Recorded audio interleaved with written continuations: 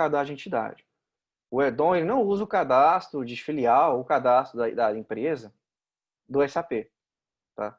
Ele tem uma dependência da filial do SAP quando o ambiente é multifilial. No meu caso, o ambiente ele não é multifilial. Vocês podem observar aqui que está desativado o recurso. Mas, quando é multifilial, há sim uma dependência. Ou seja, você tem que informar uma entidade para cada filial do SAP que foi emitir nota eletrônica. Então, assim, se eu tenho um cenário, eu tenho 3 filiais no SAP, mas dessas 3, só 2 eu vou emitir nota, eu vou fazer obrigação acessória, eu vou usar o Edom da Invent. Então, você pode criar só as 2 entidades e vincular a filial que você vai usar, né? Sendo cada entidade vinculada a uma filial. Né? Não pode haver 2 entidades para a mesma filial. Tá? Isso estou falando do mesmo banco de dados. Né? Então, vamos lá, eu vou editar aqui para a gente já iniciar. Então, a primeira informação que você deve colocar é o código. Tá? O código ele só suporta número e ele não suporta caracteres especiais, nem letras, né? Só números, né? E é obrigatório. A razão social e o nome fantasia, eles são obrigatórios também na emissão da NFE. Tá? O nome fantasia ele é opcional, mas é bom colocar. Tá? Então, essas informações elas vão lá para a tag da razão social e do nome fantasia no XML, nos dados do emitente. Então, a entidade é os dados do emitente, da NFE. Então, razão social, fantasia, CNPJ, inscrição municipal, estadual, telefone, né? Essas informações, elas são obrigatórias na emissão da NFE. Então, eu coloquei também o KNAI também é obrigatório para emissão da NFE. Então, essas informações que eu preenchi, como CNPJ, AIE, AIM, AIM depende se for Brasília, tá? Porque Brasília é a nota conjugada, então lá não tem a NFSE. Lá a NFSE usa a arquitetura, usa o modelo da NFE.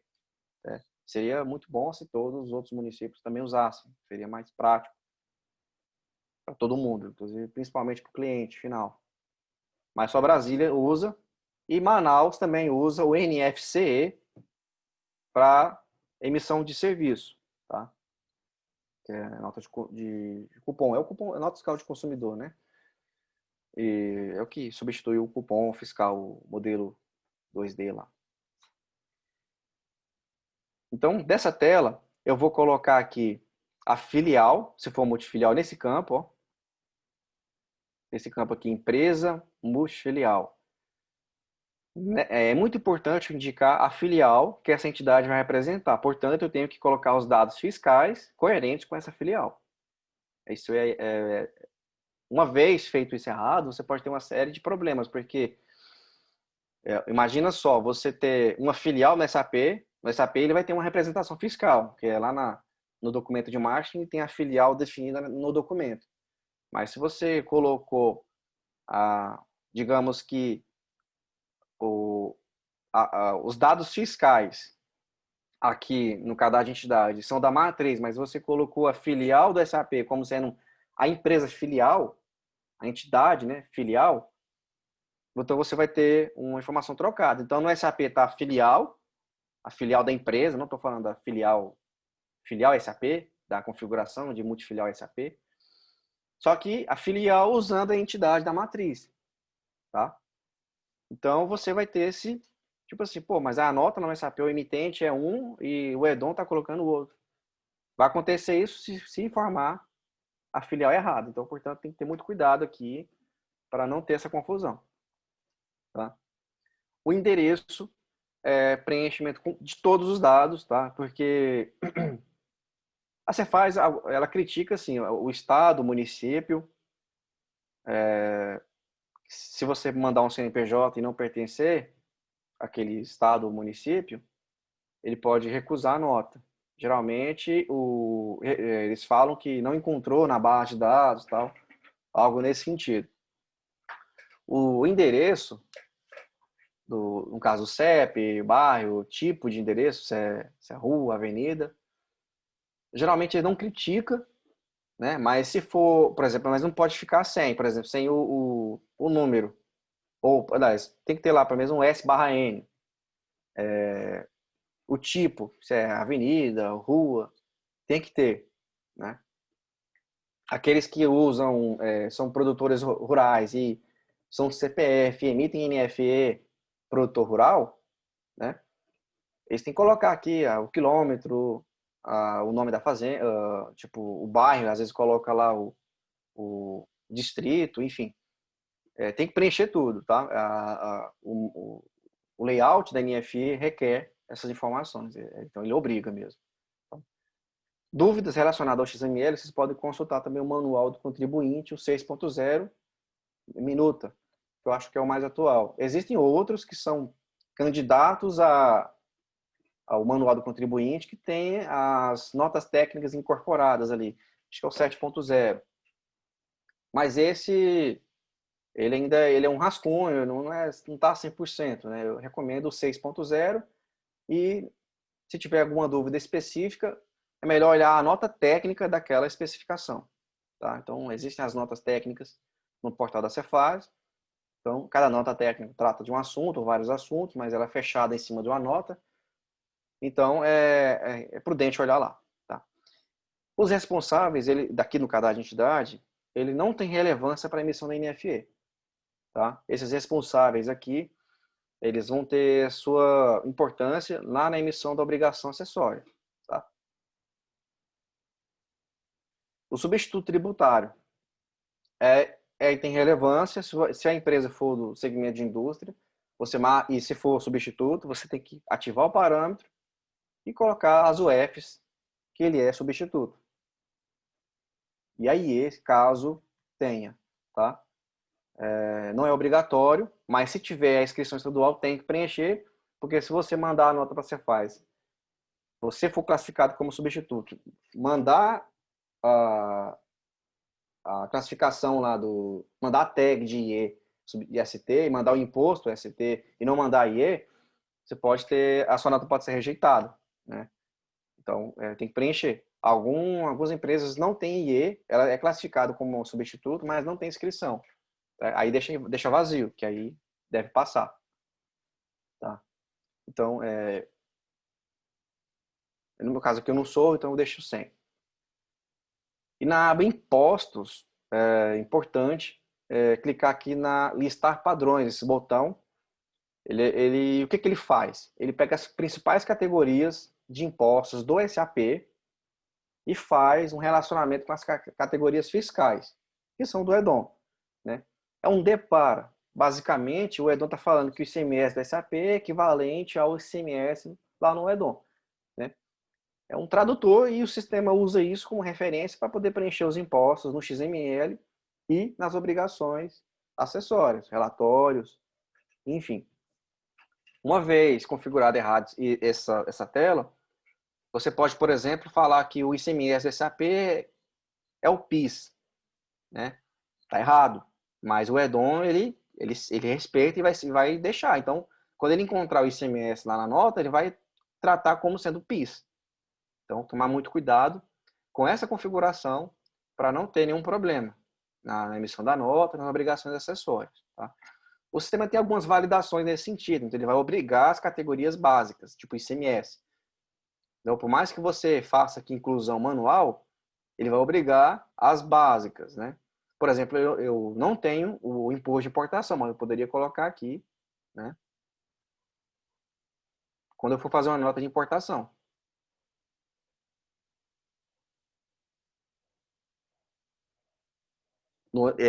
Essa categoria do imposto de importação, ela não vem, quando você clica em listar padrões, ela não traz ela como padrão ainda. Tá? Mas você pode incluir manual. Outro parâmetro, tá, impostos. Clicou em listar padrões, você já vai ter o básico. Então já pode avançar. Né?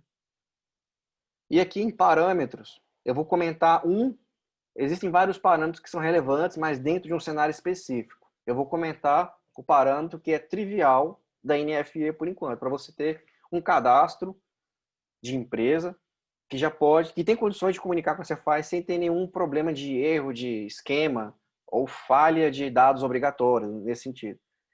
Que seria esse campo aqui, ó, configuração de telefones no parceiro de negócio, tá? Eu sei que cada cliente que instala o SAP define ali no cadastro do parceiro a questão do DDD, faz ali o tratamento, renomeia os campos, faz um tratamento para colocar o DDD no telefone 1 ou o telefone no campo telefone 2, né? Eu vou só abrir aqui um cadastro para ficar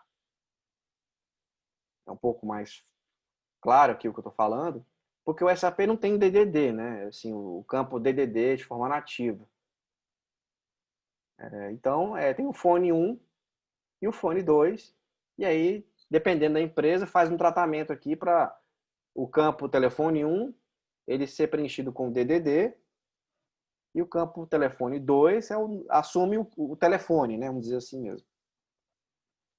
Então, acaba que você tem essa separação, né?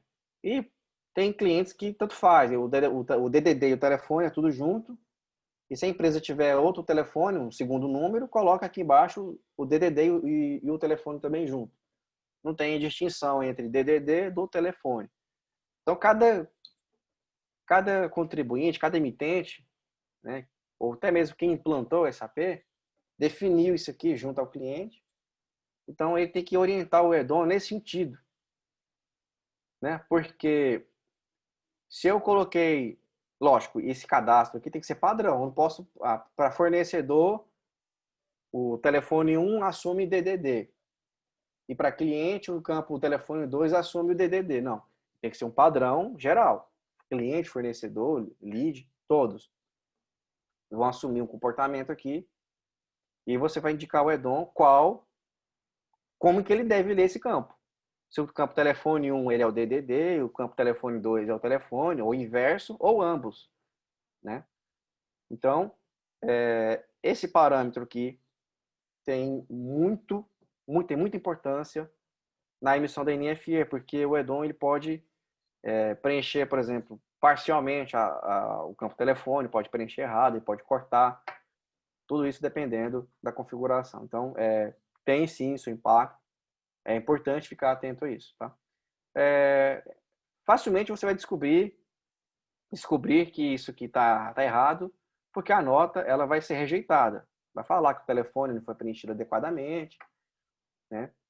E nesse caso aqui é o telefone do destinatário da NFE, né? Então, eu estou abrindo aqui o cadastro de parceiro de negócio. Então, não é o telefone do emitente. O telefone do emitente, ele vem daqui, da aba fone DDD. Aqui é padrão. Então, o telefone da empresa. E aqui é a definição do cliente, né? Do cliente da nota. E aí, tem que ficar atento a isso. Ok?